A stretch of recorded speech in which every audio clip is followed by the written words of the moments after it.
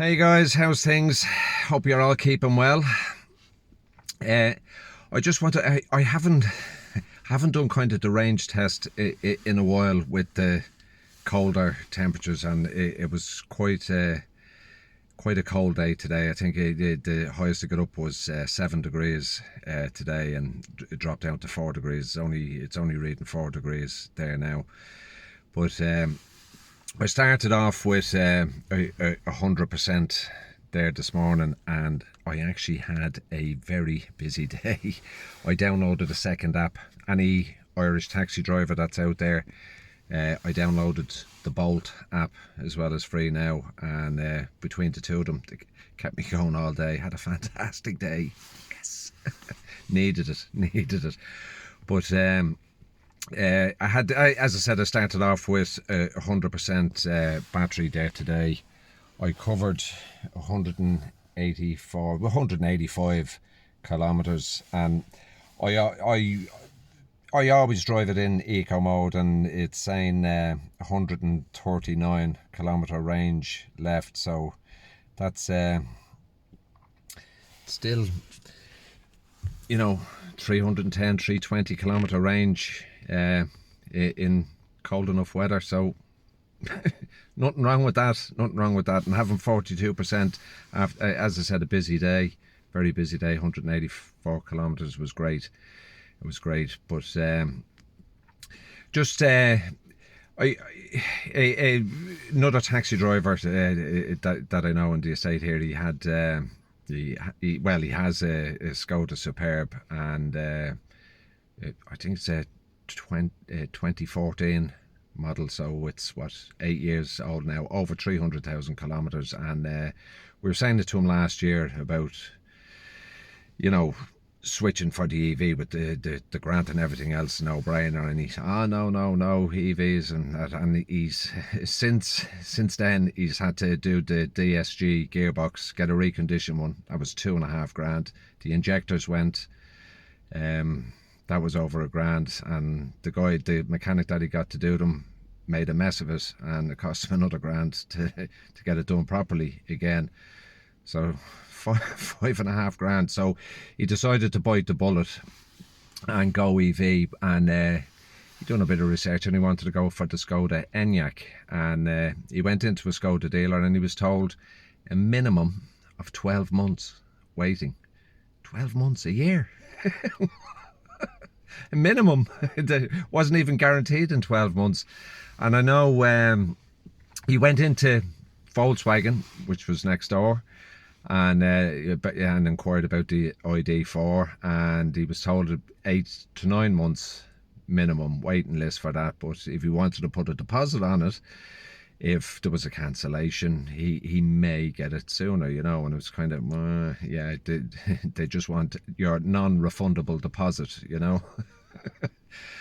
But it just seemed like it's happening all over the world. It's happening here, and it seems to be happening everywhere. It's just the supply just can't touch the demand. I think everyone is now seeing the benefit of EVs, and I'm not even talking about any environmental issues at all. I'm just talking about running the car. I mean, for me, I've said in other videos, it was based on economics, nothing more, and it makes huge sense. I mean, if you're working a vehicle and you can cut your fuel bill by 75-80%, it's a no-brainer.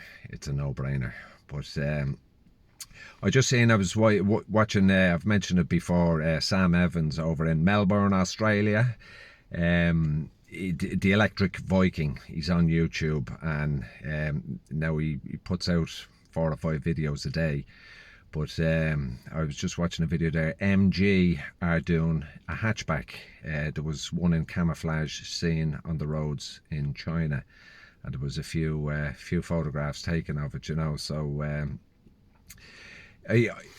I know with new technology and that, they always bring out the high-end stuff first, to try and recoup some of the money on investing and setting up the plants, the technology and what have you, and then it kind of filters down. So we seem to be getting more kind of smaller range. You know, the Aura Cat Great Wall Motors have launched in the UK, and they'll be delivering cars within the next few months, if not already. And I was just looking, I was trying to get a price and what the spec, what you were getting for the price, and still a bit sketchy. It was different information, but it seems they're going to start at 25,000 sterling. This is before grants, 25,000 sterling.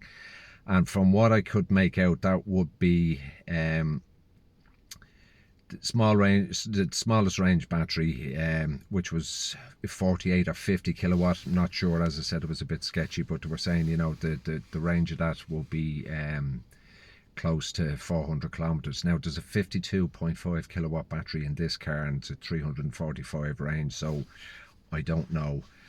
But with the smaller range battery in the Aura Cat, it's an LFP battery, the lithium iron phosphate, which seems to be, even Elon Musk said it, BYD were the first to develop it.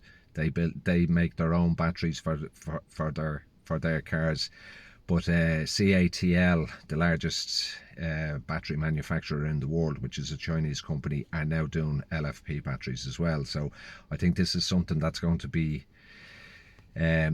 more common in EVs, is the LFP battery, which it's you can fully charge them without doing any damage, and fully discharge them, so there's no staying between 20 and 80% with as you would have with the lithium ion batteries. But that will be the one to go for. But I mean, if that came to Ireland, I mean, that will be around €30,000, and that's before grants.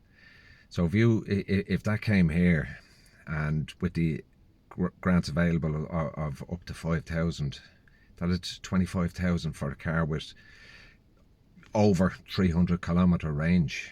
That would sell, and I'd like to see one in the flesh, so to speak. But looking at some of the videos and that, it's a nice car. A bit retro looking, and may not be to everyone's taste, but it's a nice car, I have to say. And for that sort of money, with that range, it's similar in size to the Volkswagen ID3, and they're silly money. They're silly money here, So, but anyway, that's we'll see. But Renault are supposed to be launching the Megane later on this year. Now, the Zoe here starts at 33,000, and that does. I didn't realise this. I was just actually looking online. That doesn't come with CCS charging. That's an extra. That's what are they thinking? So if that's the price of the Zoe, I'd say the Megane would probably be over €40,000. They will sell it, because again, the demand is there. People want them, even though it's costing more money than a petrol or diesel car. But I think people realise now that the running costs are so cheap that you're going to gain that back within a couple of years. I've talking to some drivers there, with the price of diesel now, they're putting €130 to €150 a week into the cars. A week. I'm not spending that in 2 months. It's and more and more taxi drivers are going for the grant, but they can't get the cars. They're going in, and when you apply for the grant, you've only, I think it's 3 months. I can't remember now. I think it's 3 months to get the car. And there's one guy that I know, Frank from the rank. I work a lot on College Green, and he wanted to go for the Skoda Enyaq, and he had to give up on that because he just couldn't get a delivery date, and he got an extension, and he's now applying for a second extension. And like that, he's afraid of having to put money into the car that he's driving now, because for what? There's no point in it. But yeah, it's you know, all this business. Oh God, if this Ukraine thing kicks off and then China gets involved and they just, you know, they stop Chinese cars coming over here, or start putting levies on them or something, you know, which they would probably have to, because the legacy autos, I mean, Volkswagen, cop on. You know, yeah, I suppose the Chinese can't make the cars quick enough for Volkswagen. Oh Lord, but yeah.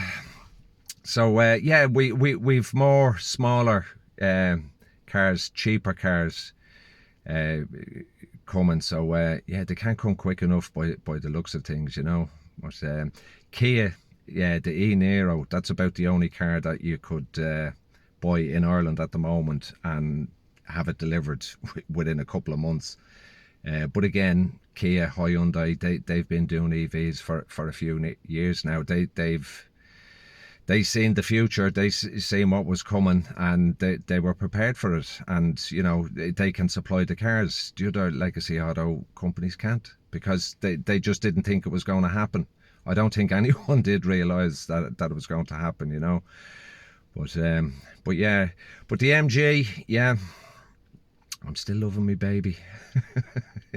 And as I said, the range, it's been a while, because I don't even look at the gasometer anymore. I've said this before in other videos. I just go on the percentage, because it's like anything. When you start driving it for a while, you get to know what it is. You know, if you nip down to the shops or whatever, you know it's going to be 2% battery, or if I have to drive over here, it's going to be 10% battery or whatever. That's I just look at the percentage like a fuel gauge, you know.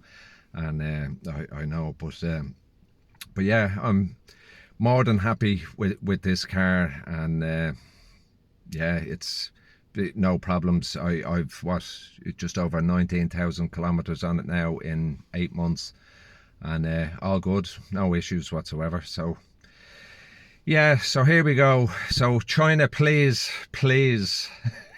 send us more cars. We want them now. Right, that's it for now. I'll keep you updated anyway as I go along, and safe driving, and keep her between the ditches. All the best.